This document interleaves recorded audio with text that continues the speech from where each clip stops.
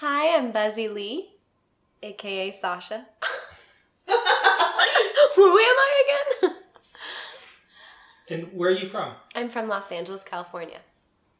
And when did you start making music? I started singing when I was probably 5. Then I started making music probably when I was about 10, like writing songs. And who did you listen to growing up? Oh my gosh, well, I went through like a big, obvious, Britney Spears, Backstreet Boys, Spice Girls phase. And then I got into classic rock when I was about 12 and started listening to Janis Joplin and Joni Mitchell and Led Zeppelin. I was like a really big Led Zeppelin snob. Like I'd correct people when they'd spell it Zeppelin, and then I'd say they weren't a true fan. And I was that person when I was 12. I was so annoying. and then I branched out a bit more. I mean, my brother was in the next room listening to punk, and so I got all of his music through my bedroom wall, but then mixed with my more pop, I was obsessed with, like Spice Girls. So it was Spice Girls and punk for the early years, basically. So how did you get started? And how do you feel you've evolved through your different bands and collaborations? Well, with Theo, my brother, who I'm in Wardell with, it's always easier to finish songs because he's in the room, and if I feel like I can't push forward, he sort of takes over and we kind of have each other's backs, and we're siblings and also bandmates, so it just makes for a very different experience. But with Buzzy, it's just very personal, and I really had to finish the songs on my own, and every time I'd want to get up and distract myself, I would have to force myself to finish the songs because I had about like 5,000 voice notes on my phone that were just ideas and not fully fleshed out. So I had to make a decision and flesh them out, which was very therapeutic. So I don't know, both are therapeutic because it's music, but this was extremely personal, this project. How did you decide that this is what you wanted to do? Music? Mm-hmm. Oh, well, I was acting for a little in, I always wanted to be an actress when I was younger, or an actress musician. And then I started auditioning, and I started doing plays in college. And I did this one play where I had to sing a Patsy Cline song. It was a Sam Shepard play, and I had to sing a Patsy Cline song on stage. And I always was looking forward to that part of the play, and like less so the acting part. And I was probably 20, and I probably realized then that I should probably just do music. So I guess when I was 20, I always wanted to be a musician, that's the thing. But when I was 20, I really started pursuing it, and Theo and I started working together, and we started Wardell. So tell me about your debut EP, Facepaint, and your collaboration with Nicolas Jaar. So Nico's my best friend, and I had all these songs that I wasn't going to use for Wardell. And so I called Nico, and we were just talking, and he said, come to New York and let's record the songs. And so I flew to New York, I think 3 weeks later, and we spent 2 weeks in his apartment making this little EP, and then it just happened. I ate a lot of sandwiches. I cried a lot. I cried a lot. It was a lot of tears. It was constant crying. And constant eating. How did you decide to do this as a new music project? It kind of just happened very naturally. I just wanted to finish these songs and see what would happen if I recorded my personal songs, and then we just did it, and I didn't really have like a plan in mind. Like I didn't even have the name yet. I was just in a apartment with my best friend making music, and then it really happened very naturally. So what's the story behind the name, Buzzy Lee? Buzzy's a nickname, and then Lee is my grandma's name, and she passed away last February, and she was like just such a part of, I felt such a kinship to her, and I felt like we were so similar, and we really adored each other, and so I took her name. I feel bad I took her name. I feel like I should have, I feel bad. I feel like I put a flag down, but I'm just, to my cousins and my relatives, you can all take her name too. It's not just me. I feel bad. But yeah, I took her name. What life events have impacted you and your music the most? My bat mitzvah. But actually my bat mitzvah. That was really my time to shine. I don't think I've ever been more confident on stage. But I think it's because I was focused on the Hebrew and I wasn't focused on my vocal range. But then once I got comfortable, I was doing like Mariah scales. Not as good, but I was like getting real into it. So that was my big moment. I also think I just was constantly, I think when I started taking guitar lessons too, that was a big moment, because then I could make songs, and piano lessons as well, because then I could sit down and actually make a song. I just found a video of myself when I was 8 years old, showing my parents took a video of me, a song I wrote called Totally Forgotten, Left Me in the House. And it's kind of catchy. It's definitely, what if I just played it? I don't even know. But it's catchy. There are very few lyrics, but it's basically just totally forgotten, left me in the house. I was sad. I was mad. And I think that was a big moment for me. And then another big moment was I wrote a song on the guitar and I played it for my family and family friends, and it was I was so nervous. And all I wanted to do was sing like a proper pop star.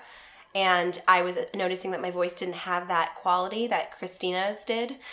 And so I kind of cried after I played this song on the guitar, and my family friend pulled me aside and they were like, no, you have to harness, this is your voice. You don't want someone else's voice, you want your voice. And so I was 13 when that happened. You should play the song. Totally forgotten. Oh my God, I don't even, oh my God. I don't even know it. I don't. Oh yeah. Oh God. Wait, I need to like actually listen to it. It's like totally forgot me. Sorry, not forgotten. Left me in the house. I was sad. You were mad. It was like something like that. It's rad. Sick single, best new music by an 8-year-old. What are some things that are important to you that you like to address through your music?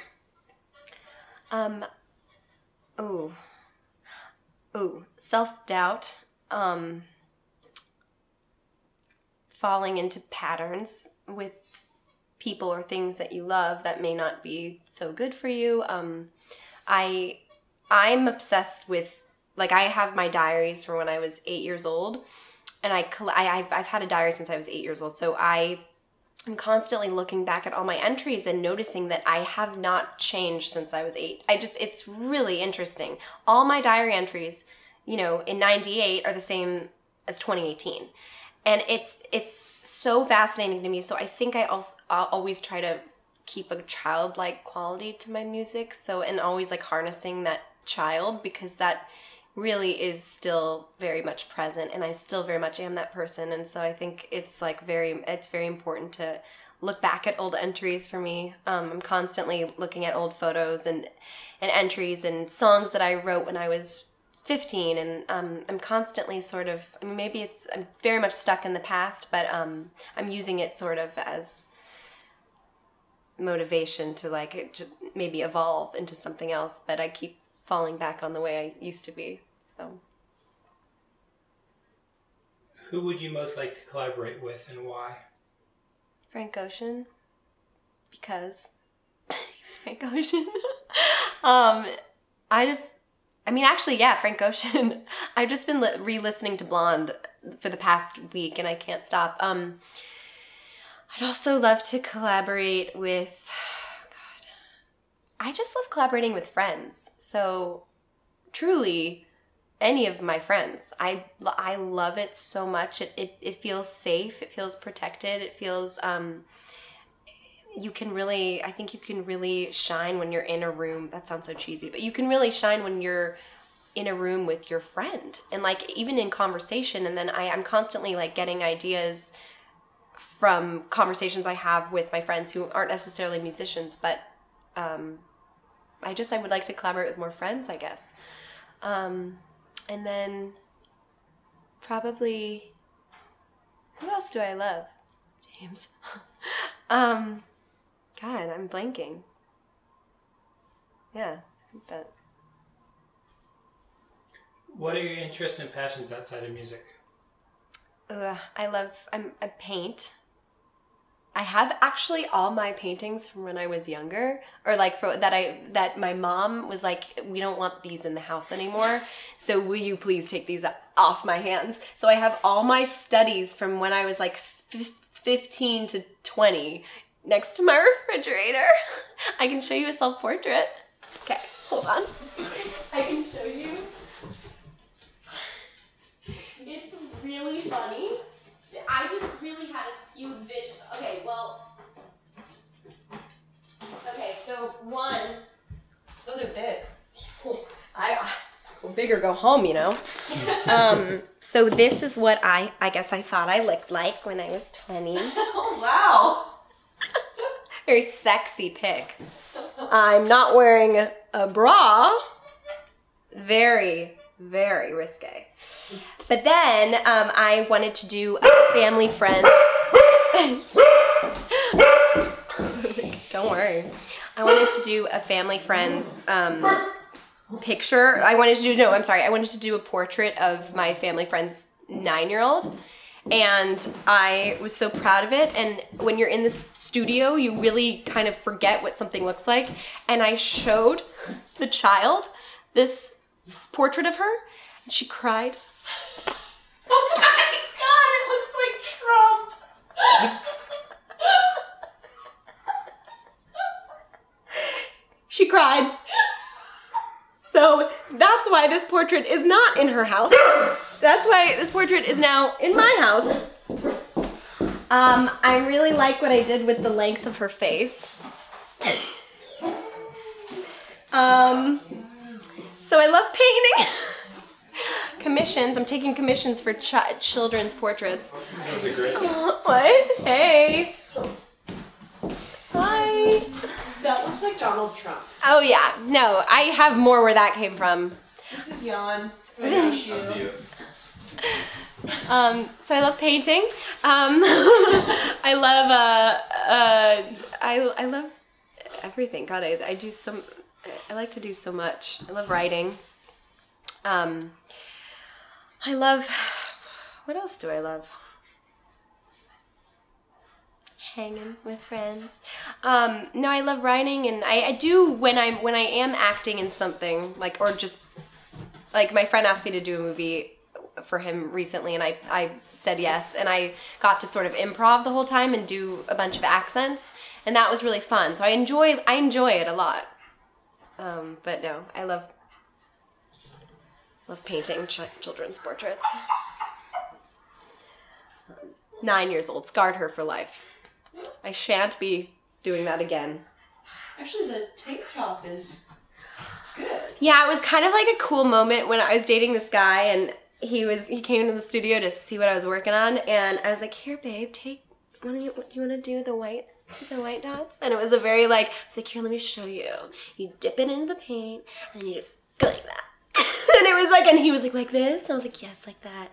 And he did the white, and I thought it was like I was probably 19 or 20, and I thought it was a very like cool moment of girlfriend showing boyfriend like a thing or two, but really it just ended in tears for everyone. I guess I'll put that away. Listen, I think it's not bad if she wasn't 9. It's terrifying. I love painting. In oils. That's oils. Yep. What's your favorite book, film, and music right now? Okay, my favorite book.